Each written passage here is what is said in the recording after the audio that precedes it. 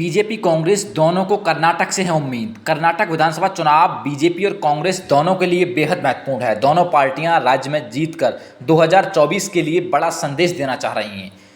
कर्नाटक विधानसभा की 224 सीटों पर मतदान 10 मई को होना है। चुनावी अभियान के बंद होने के एक दिन बाद प्रधानमंत्री ने राज्य के मतदाताओं के नाम एक खुला पत्र लिखा है, जिसमें उन्होंने पिछले 3.5 साल में बीजेपी की डबल इंजन सरकार द्वारा किए गए कामों का लेखा जोखा दिया है।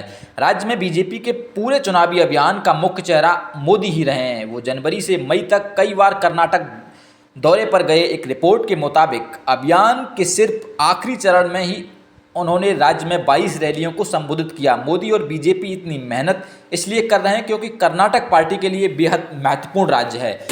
5 साल रही उथल पुथल, यह दक्षिण भारत का इकलौता राज्य है जहां बीजेपी सत्ता तक अपनी पहुंच बना पाई है। इसलिए यहां से दूसरे दक्षिणी राज्यों में पार्टी के लिए गलियारा खुले या ना खुले, यहाँ सत्ता में बने रहना पार्टी के लिए बेहद जरूरी है। मेहनत का दूसरा कारण यह भी है कि यहाँ कांग्रेस अभी भी काफ़ी मजबूत स्थिति में है।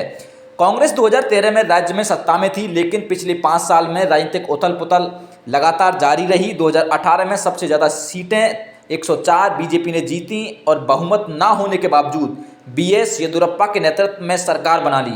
कांग्रेस और जेडीएस इसके खिलाफ सुप्रीम कोर्ट गई और अदालत ने येदियुरप्पा को विधानसभा में विश्वास मत हासिल करने का आदेश दिया, लेकिन विश्वास मत से ठीक पहले येदियुरप्पा ने इस्तीफा दे दिया।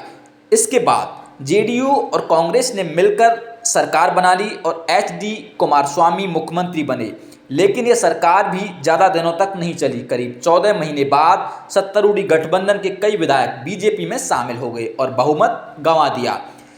कुमारस्वामी को इस्तीफा देना पड़ा, बीजेपी सत्ता में वापस आ गई और एक बार फिर येदियुरप्पा मुख्यमंत्री बन गए। जुलाई 2021 में उन्होंने एक बार फिर इस्तीफा दिया और बीजेपी को बसवराज मुंबई मुख्यमंत्री बने। यही कारण है कि इस बार बीजेपी राज्य के मतदाताओं से विशेष रूप से पार्टी को बहुमत देने की अपील कर रही है। बीजेपी की तरफ से मुख्य रूप से डबल इंजन सरकार को इस अपील का आधार बनाया गया है। यानी पार्टी का कहना है कि केंद्र और राज्य में बीजेपी की सरकार होने से राज्य के लोगों को फायदा होगा। इसके अलावा पार्टी ने अपने चुनाव अभियान के दौरान कांग्रेस पर कई मुद्दों को लेकर हमला किया है। कांग्रेस ने अपने घोषणा पत्र में बजरंग दल जैसे संगठनों पर बैन लगाने की बात कही, तो बीजेपी ने तुरंत इस प्रस्ताव पर रोष प्रकट किया।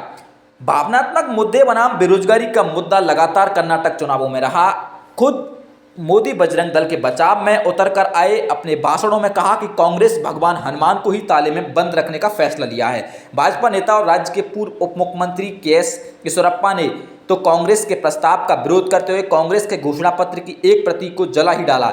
इसके अलावा मोदी ने द केरला स्टोरी फिल्म को भी चुनावी मुद्दा बना दिया।